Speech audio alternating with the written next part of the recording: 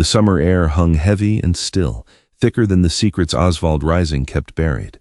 He stood rooted in his overgrown backyard, heart hammering against his ribs, his gaze locked on the window next door.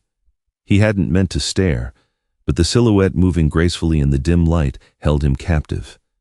Then, the window slid open with a jarring screech. Deborah Andrews leaned out, her eyes piercing the twilight straight into his soul. "If you want to look, Osvald," she called out, her voice a chilling mix of amusement and warning, "just ask."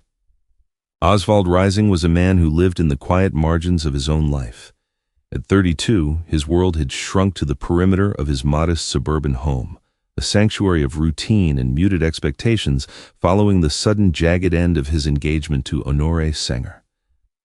Honore had left like a sudden summer storm, taking all the color and leaving behind a cold, damp silence.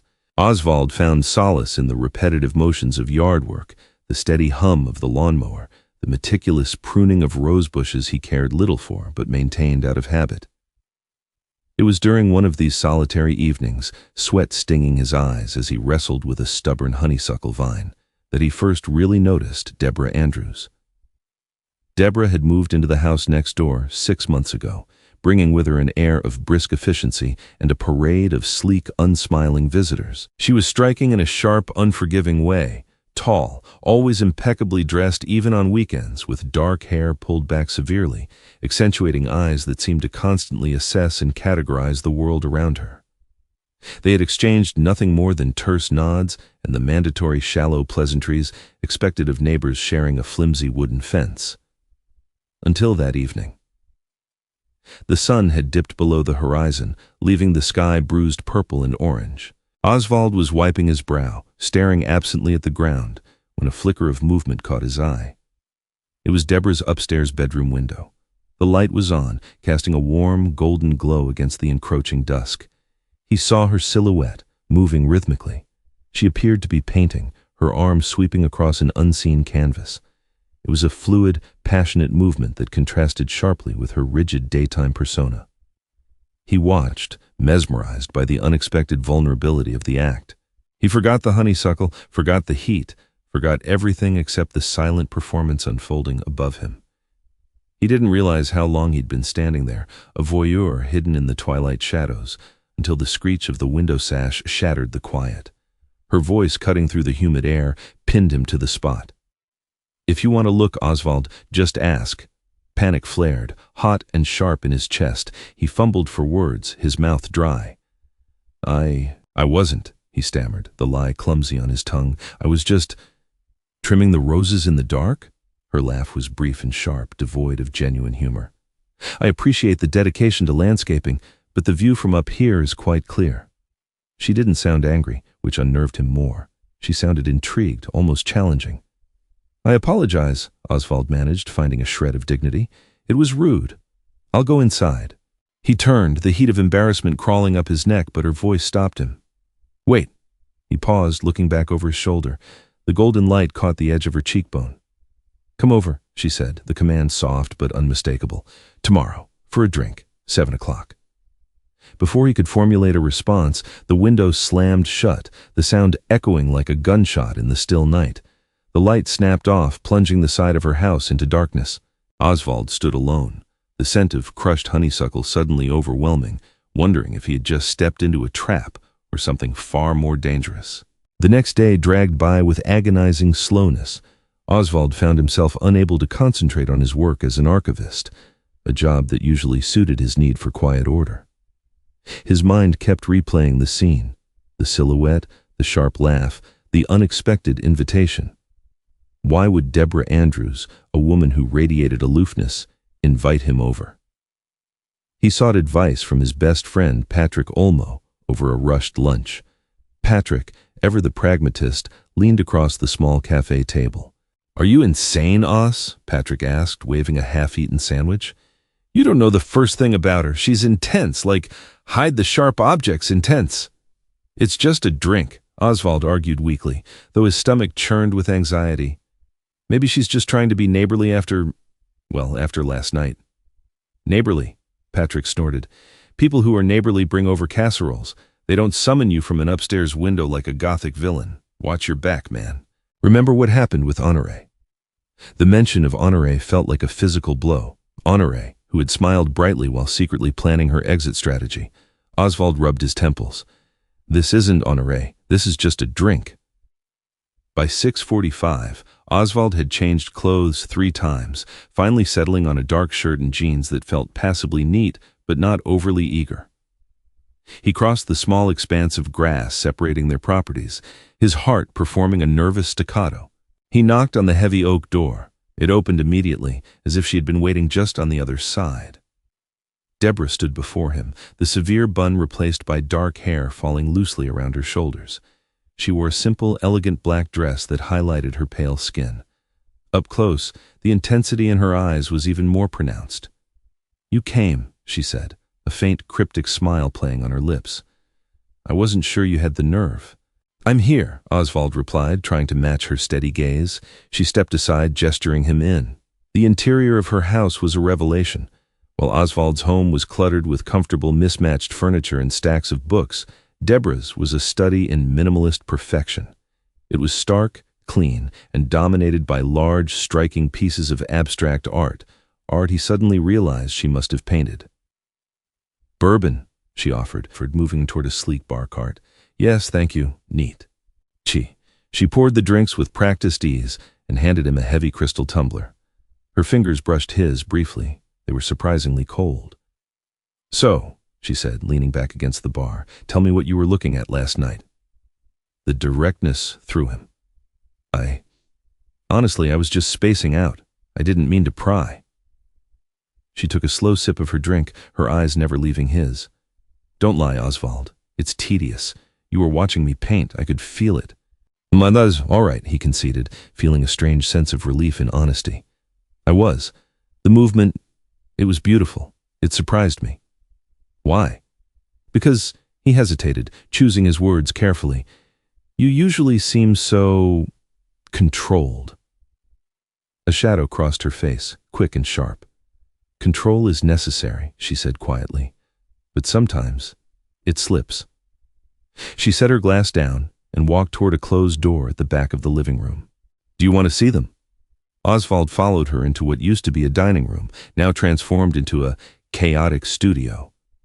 The contrast to the rest of the house was jarring. Paint splattered the drop cloths, empty tubes littered the floor, and the air was thick with the smell of turpentine and linseed oil. And the paintings. They were violent, emotional explosions of color and form, filled with jagged edges and swirling, tempestuous energy. They were magnificent and deeply unsettling. He moved from canvas to canvas, feeling as though he was intruding on something intensely private. "These are powerful," he murmured. "They are necessary," Deborah corrected him, standing close behind him. "They are how I survive." He turned to look at her, realizing with a jolt that the aloof, icy woman he thought he knew was a facade. Beneath it, a fire was raging, and he had just stepped into the flames. The evening stretched on, the initial awkwardness dissolving into a fragile, charged intimacy. They moved from the studio back to the living room, the second glass of bourbon loosening their tongues. Deborah spoke of her past in fragmented, guarded sentences. A demanding career in corporate law, a family that valued success above all else, a constant pressure to perform flawlessly. Osvald, in turn, found himself talking about Honoré. He told her about the quiet devastation of the breakup, the lingering sense of inadequacy, the feeling of being left behind while the rest of the world moved forward.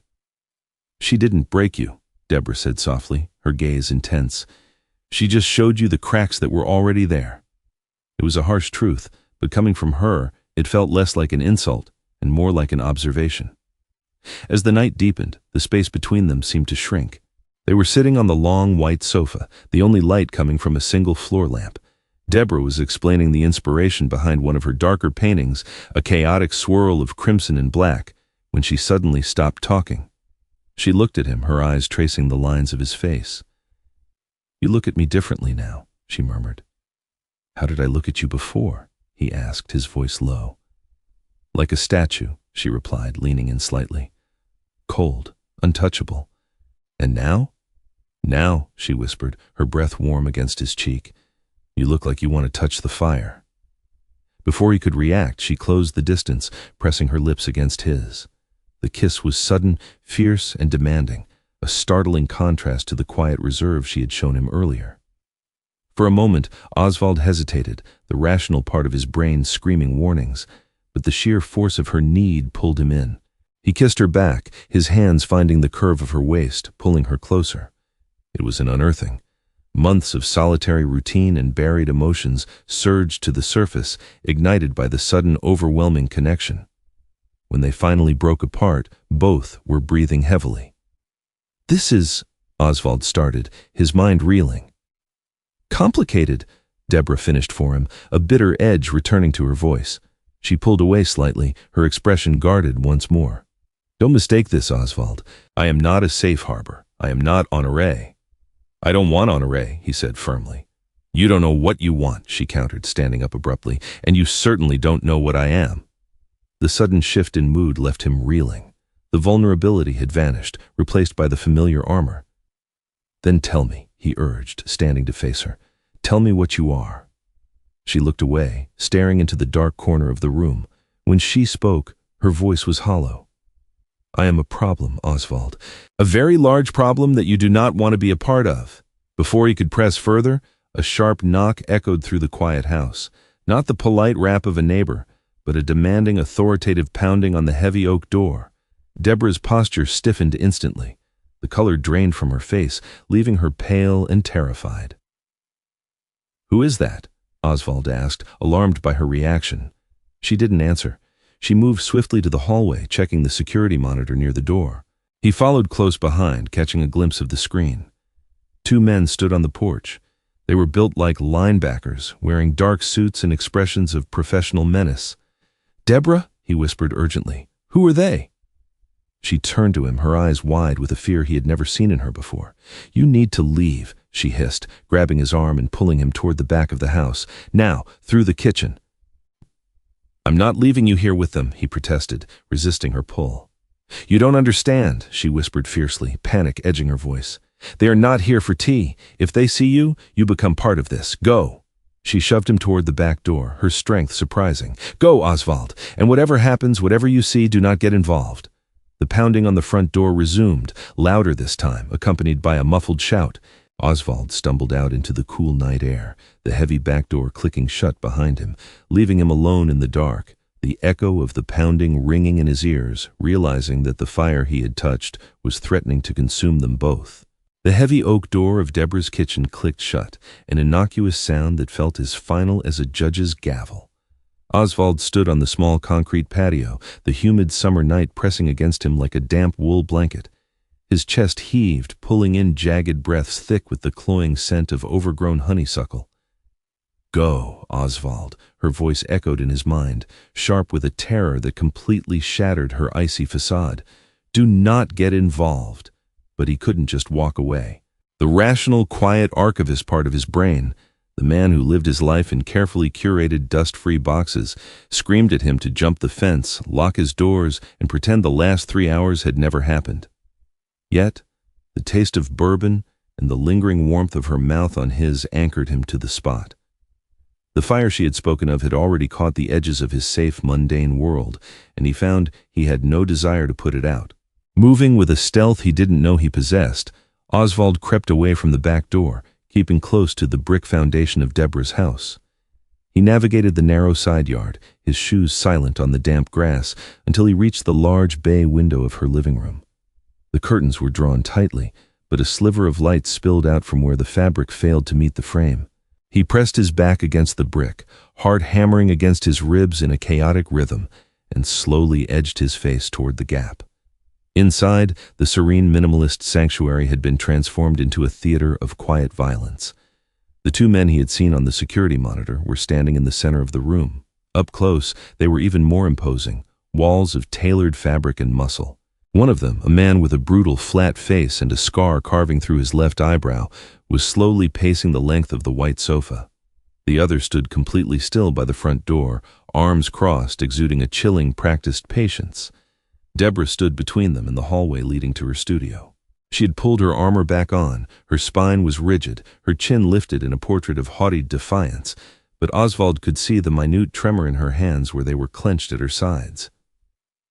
"We are not asking for a progress report, Ms. Andrews," the pacing man said, his voice a low, gravelly rumble that barely penetrated the thick window glass. "Mr. Karankiewicz is losing his patience. The end of the month is a hard deadline, not a suggestion." Karankiewicz. The name sent a strange chill down Osvald's spine. It sounded heavy, steeped in old money and dark dealings. "Philip knows the process takes time," Deborah replied, her voice remarkably steady, though pitched higher than usual. "You can't rush the drying time of authentic pigments. If he wants a piece that will pass the fluorescence test, he has to wait. Tell him that." "Philip does not like to be told to wait," the silent man by the door finally spoke, his accent thick, Eastern European. He took a deliberate step toward her. "He sent us to remind you of the consequences of a missed deadline. Your father understood those consequences perfectly. It would be a shame if you inherited his lack of foresight." Deborah flinched. It was a microscopic movement, a tightening of the jaw, a slight shift in her stance, but to Osvald, who had spent the evening watching the subtle plays of emotion across her face, it was as loud as a scream. "The painting will be ready," Deborah said, her voice dropping to a harsh whisper. "Now get out of my house." The scarred man stopped pacing. He looked around the immaculate living room, a sneer twisting his lips, and then, with casual, terrifying ease, he reached out and tipped over the heavy abstract bronze sculpture resting on a glass side table. The glass shattered with a deafening crash that made Osvald jump back from the window. "End of the month, Deborah," the scarred man said over the sound of tinkling glass. "We'll see ourselves out." Osvald ducked below the windowsill as the men turned toward the front door. He heard the heavy oak unlatch, the heavy footsteps on the porch, and the slam of car doors a moment later. Only when the low growl of an engine faded down the suburban street did he dare to stand up. He moved back to the kitchen door and raised his hand to knock, desperately wanting to pull her into his arms, to ask her what a fluorescence test was, to ask her who Philip Karankiewicz was and how her father had died. But her earlier words stopped him. "If they see you, you become part of this." If he went back inside now, he wouldn't be able to leave. He would be tethered to her secrets, dragging his quiet life into her chaotic, dangerous one. He lowered his hand, his knuckles brushing the wood, and slowly retreated into the shadows of his own yard. He spent the rest of the night sitting in the dark of his bedroom, staring out the window at her house, a silent sentinel watching over a woman who was drowning in a sea he didn't yet understand. The county historical archives smelled of decaying lignin, floor wax, and the quiet resignation of forgotten things. For 5 years, this scent had been Osvald's refuge. Today, it was suffocating. He sat at his desk in the basement processing room, staring blindly at a stack of municipal zoning records from 1952. His eyes were grainy from a sleepless night, and his mind was a chaotic loop of shattered glass, cryptic threats, and the fierce, desperate press of Deborah's lips against his. The mundane reality of his job felt impossibly distant, a gray film stretched over the vivid, terrifying colors of the previous evening. "You're cataloging those upside down, Reising." Osvald blinked, snapping back to the present. Hege Spinelli, the senior archivist, was leaning against the doorway of his cubicle. Hege was a woman in her late 50s who possessed a hawk-like gaze, a wardrobe consisting entirely of earth-toned cardigans, and an uncanny ability to read the emotional states of her co-workers. "Sorry," Osvald muttered, hastily flipping the brittle yellow paper over. "Didn't sleep well." "Clearly," Hege said, stepping into his workspace and picking up a magnifying loupe from his desk, turning it over in her hands. "You look like you've seen a ghost. Or perhaps you finally decided to join the land of the living and it's simply too bright for you." "Just a lot on my mind, Hege." She studied him for a long moment, her eyes narrowing behind her wire-rimmed glasses. "If you need a personal day, take it. You've had enough vacation time stockpiled to survive a nuclear winter. There is no prize for suffering in silence among the dead records, Osvald." Yet, before he could formulate a polite refusal, the heavy double doors of the basement processing area swung open with an uncharacteristic squeak. The rhythmic, confident click-clack of high heels on the linoleum floor echoed through the quiet room. Osvald's stomach plummeted. He recognized that sound. He recognized the specific cadence of that walk. Hege peered around the cubicle wall. "Well," she murmured, an eyebrow arching toward her hairline. Speak of ghosts. Osvald stood up just as Honoré Senger rounded the corner. She looked exactly as she had the day she gave him his ring back, impossibly radiant. Her blonde hair was perfectly styled, and she wore a light floral summer dress that seemed to physically repel the dusty gloom of the archives. She brought with her the scent of expensive vanilla perfume, a smell that used to make Osvald feel like he was home, but now just made him feel mildly nauseous. Osvald, Honoré said, offering a practiced, sympathetic smile. Hi. Honoré, he replied, his voice flat. He glanced at Hege, who gave a slight supportive nod before discreetly retreating to her own office.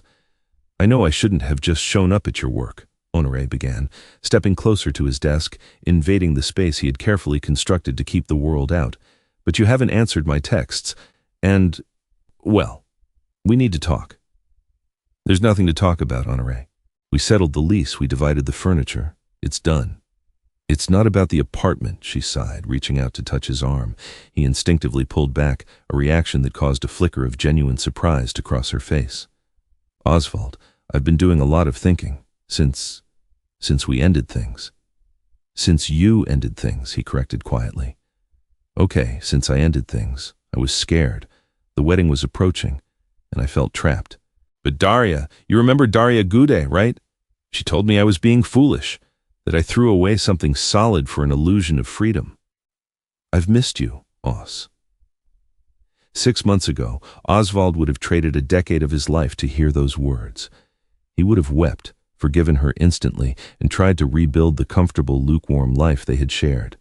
But standing there now, looking at her perfectly glossed lips and her performative regret, he felt absolutely nothing. He thought of Deborah in her dark studio, her hands stained with paint and turpentine, living on the razor's edge of some terrifying secret. He thought of the raw electric charge between them, a connection so deep and sudden it had terrified them both. Beside that inferno, Honoré was nothing more than a flickering candle about to burn out. Honoré, Osvald said, his voice surprisingly steady, devoid of the tremor that usually accompanied her presence. You didn't leave because you were scared of a wedding. You left because I bored you. And you're only back now because the freedom you wanted isn't as entertaining as you thought it would be. Her mouth opened in shock, the sympathetic smile completely dissolving. Osvald, that's incredibly unfair. It's the truth, he said, stepping out from behind his desk. He grabbed his worn leather satchel. You were right to leave. We weren't right for each other. But you can't come back just because you're lonely. I'm not a backup plan. Where are you going? She demanded as he walked past her. Your shift isn't over. I'm taking a personal day, Osvald said, not looking back. I have somewhere I need to be. He left her standing in the dust of the archives, his stride lengthening as he headed for the stairs.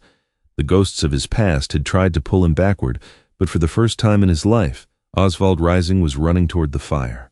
The afternoon sun was beating down mercilessly by the time Osvald pulled into his driveway. He didn't even bother going inside his own house. He walked straight across the lawn, the grass crunching dryly beneath his shoes, and marched up to Deborah's heavy oak door. He knocked loud and hard, refusing to be ignored. Minutes ticked by. Just as he was about to give up and try the back door, the locks clicked. The door opened a few inches, held fast by a heavy brass chain. Deborah peered out. She looked dreadful. The immaculate styling of the previous evening was gone. Her hair was a tangled mess and dark bruised circles shadowed her eyes. She was wearing an oversized gray sweatshirt speckled with blue and burnt sienna paint. Osvald, she rasped, her voice dry. I told you to stay away. I saw them, he said, his voice low and urgent. Last night, I didn't leave. I watched through the window. She closed her eyes, letting her forehead rest against the edge of the heavy door. A long, shuddering sigh escaped her lips. You fool. You absolute stubborn fool. Let me in, Deborah. She hesitated, her dark eyes searching his face through the narrow gap.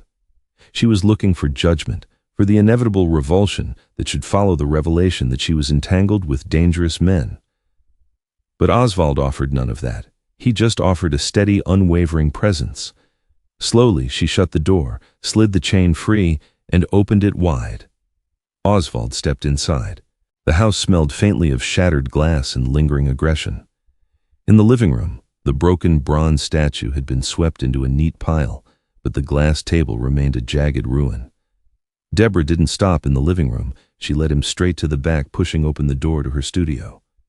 If the living room had been violated, the studio had been massacred. Canvases that had been vibrant explosions of color the night before were slashed to ribbons. Jars of expensive pigments were smashed against the floorboards, bleeding crimson and cobalt into the drop cloths. In the center of the room, standing completely untouched on a heavy wooden easel, was a massive canvas draped in a white sheet. Osvald stared at the destruction, horrified. Did they do this? No, Deborah said quietly, walking over to a small, paint-splattered stool and collapsing onto it. I did. After they left. I needed to break something, and I couldn't break Filip Koronkiewicz. Who is he? Osvald asked, stepping carefully over a puddle of linseed oil.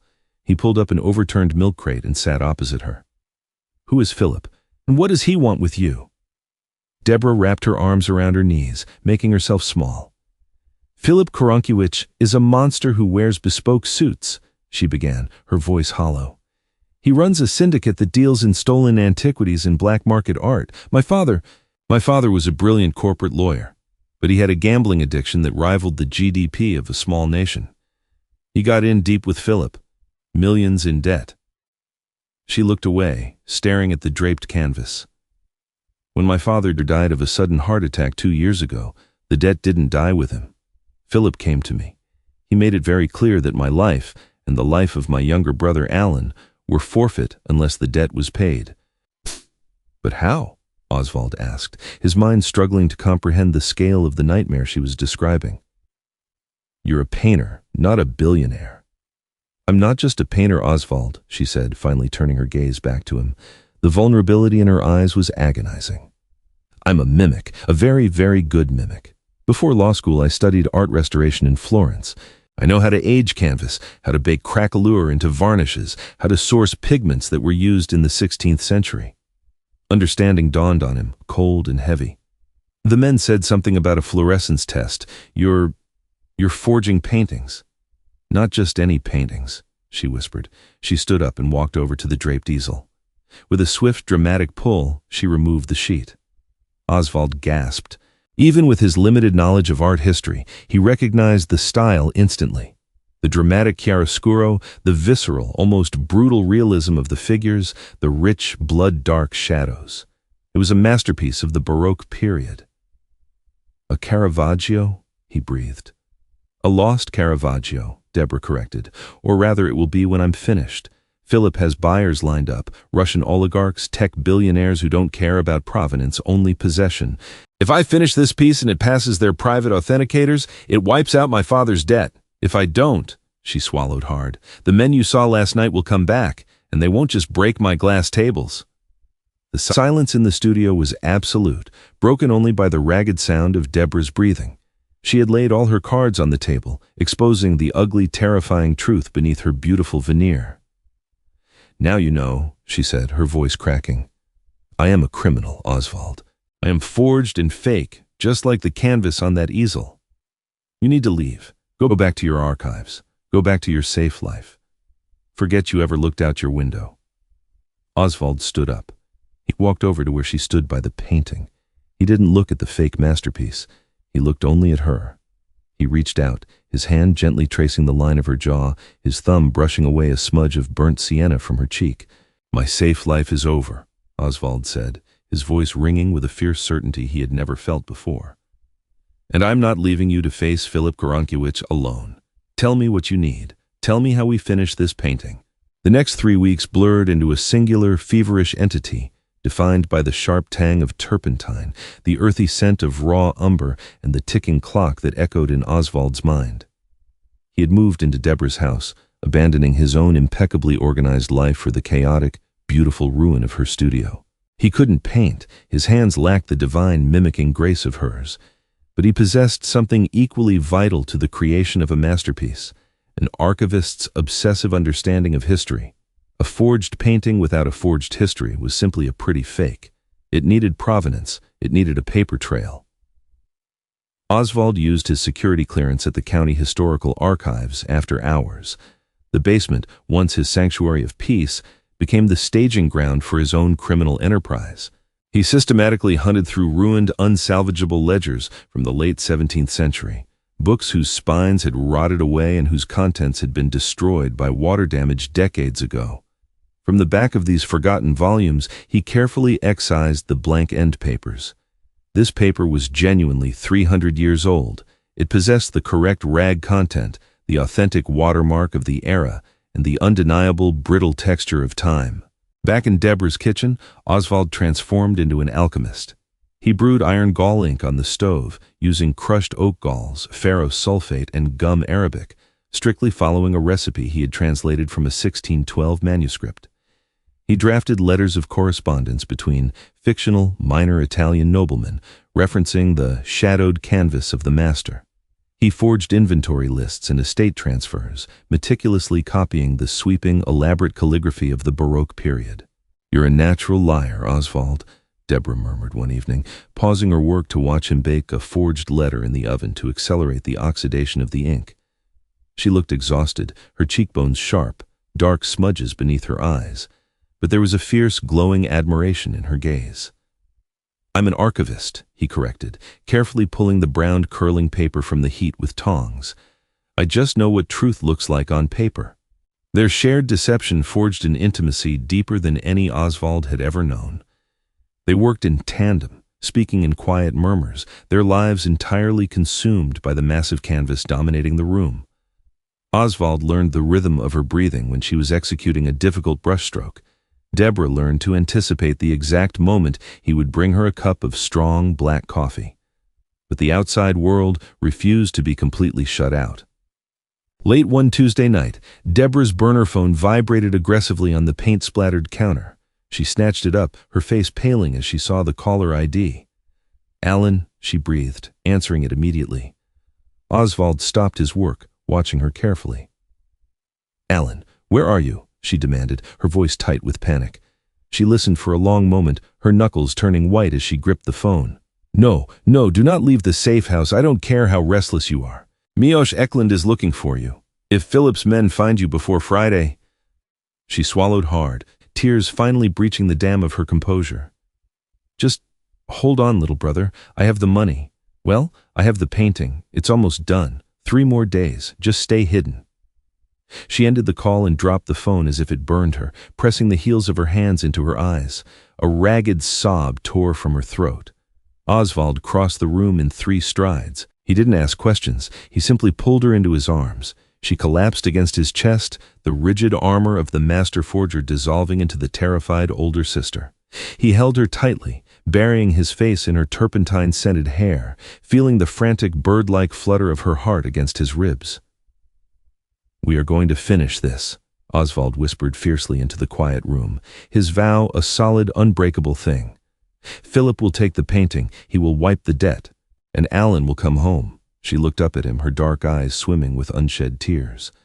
"And what about you, Osvald? What happens to you when the fire burns out?" He brought his hand up, cupping her cheek, his thumb tracing her jawline just as he had on the first night he entered her studio. "I'm not going anywhere, Deborah. I built the paper trail. I'm in this just as deep as you are. We survive this together or not at all." Friday arrived with the heavy, oppressive heat of a gathering thunderstorm. The end of the month. The Caravaggio stood in the center of the living room, resting on a heavy antique easel Osvald had sourced from an estate sale. It was breathtaking. The violent contrast of light and dark, the agonizing realism of the figures, the deep blood-red shadows, it was a masterpiece of suffering and divine revelation.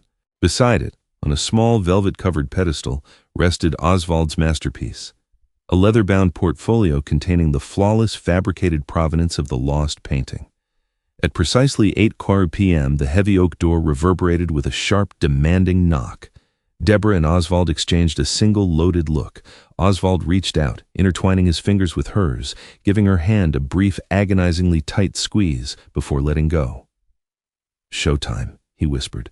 Deborah smoothed the front of her dark, severe dress, her mask of icy indifference snapping flawlessly into place. She walked to the door and pulled it open. Philip Karankiewicz stepped into the foyer, bringing the cold air of the underworld with him. He was not a physically imposing man. He was slender, impeccably tailored in a charcoal suit, with silver hair and a patrician face that could have belonged to a CEO or a senator, but his eyes were dead, reflecting no light, devoid of any human warmth. Behind him stepped Miłosz Eklund, the scarred, brutal man who had shattered Deborah's table weeks ago. Miłosz offered Deborah a terrible, knowing smile, his massive hands flexing at his sides. Finally, a third figure entered, a petite woman in her late 60s, dressed in a sharp beige pantsuit carrying a heavy silver case. This was Aline Oka, one of the most ruthless and brilliant art authenticators in the black market. If a painting passed Aline, it passed anyone. "Ms. Andrews," Philip said, his voice smooth and cultured, lacking any trace of an accent. "You look tense. I trust you haven't disappointed me?" "The piece is finished, Philip," Deborah replied, gesturing toward the living room. "As agreed." Philip's gaze slid past Deborah and landed on Osvald, who stood firmly near the easel. Philip's perfectly groomed eyebrows rose a fraction of an inch. "And who is this? I wasn't aware you had taken on an apprentice or a bodyguard." "He is a consultant," Deborah said smoothly. "He handles the historical documentation. You wanted an airtight provenance for your buyers." Aline Oka didn't wait for introductions. She marched straight past them, her eyes locked on the canvas. She opened her silver case on the ruined glass table and began extracting her instruments, jeweler's loupes, raking light flashlights, and a bulky ultraviolet lamp. "Turn off the overheads," Aline commanded, her voice a dry rasp. Osvald flipped the switch, plunging the room into shadows. A second later, the room was bathed in the eerie violet glow of Aline's UV lamp, the fluorescence test. This was the moment of truth. Modern paints and varnishes contain synthetic materials that glow brilliantly under ultraviolet light. Authentic 16th century pigments, ground lapis lazuli, real lead white, natural earth ochres, would remain dull and absorb the light. If Deborah had used even a drop of modern medium to speed the drying process, the canvas would light up like a neon sign, and Miłosz Eklund would tear the house apart with them inside it. The silence in the room was absolute, broken only by the low electric hum of the UV bulb. Aline moved the light inches from the canvas, scanning every square inch. Osvald held his breath until his lungs burned, his eyes darting between the dark, non-glowing surface of the painting and the dead, shark-like eyes of Filip Koronkiewicz, who was watching Deborah intently. Minutes stretched into an eternity. Aline switched off the UV light and turned on a harsh, white raking light, holding it parallel to the canvas to study the craquelure, the intricate network of cracks in the surface. She examined the dirt rubbed into the crevices, the subtle cupping of the paint layer. Finally, she turned away from the canvas and picked up Osvald's leather portfolio. She spent another agonizing 10 minutes examining the aged paper, feeling the texture, smelling the iron gall ink, and checking the watermarks against a digital database on her tablet. Osvald felt a bead of sweat trace a slow line down his spine. If she noticed the chemical burn from his oven baking method, Aline snapped her tablet shut. She looked at Philip and gave a single curt nod. "It's breathtaking," Aline rasped. "The materials are period accurate. The aging is consistent with 3 centuries of benign neglect. The provenance is remarkably solid. It will easily pass the preliminary inspections of your Russian clients." A massive, invisible weight vanished from the room. Deborah let out a breath she seemed to have been holding for 2 years. "Excellent," Philip smiled, a predatory baring of teeth. "You have outdone yourself, Deborah. Your father's debts are formally considered settled." Miłosz stepped forward, grabbing the heavy easel with one hand and wrapping the canvas in a dark, protective cloth with the other. "However," Philip continued, turning slowly to face Deborah, his voice dropping to a conversational purr, "Aline is right. It is a breathtaking talent you possess. It would be an absolute tragedy to let it go to waste." The relief that had just washed over Deborah evaporated, replaced by a fresh, paralyzing terror. "We had a deal, Philip. The Caravaggio clears the board." "Deals are flexible things in my line of work," Philip mused, adjusting his cuffs. "I have a buyer looking for a Vermeer. I think you could do it in 3 months. If you refuse, well, Alan is still out there, isn't he? It would be a shame if Miłosz had to pay him a visit after all." "No," Deborah choked out, stepping backward. "You promised." "I'm a businessman, my dear," Philip said coldly. "And you are my greatest asset. You belong to me now." She doesn't belong to anyone." Osvald's voice was remarkably steady, ringing clearly through the tense room. He stepped between Deborah and the crime boss, his posture completely devoid of the quiet, hunched archivist he used to be. Philip looked at Osvald as if noticing a particularly annoying insect. "Excuse me, Mr. Consultant?" "Reising, Osvald Reising," he said, reaching into the inner pocket of his jacket. Miłosz instantly dropped the canvas and reached for his waistband, but Osvald held up a thick brown manila envelope, moving slowly and deliberately. He tossed it onto the table in front of Philip. "Open it." Philip frowned, his eyes narrowing. He gestured to Miłosz, who stepped forward, checking the envelope for wires before tearing it open. He dumped the contents onto the table.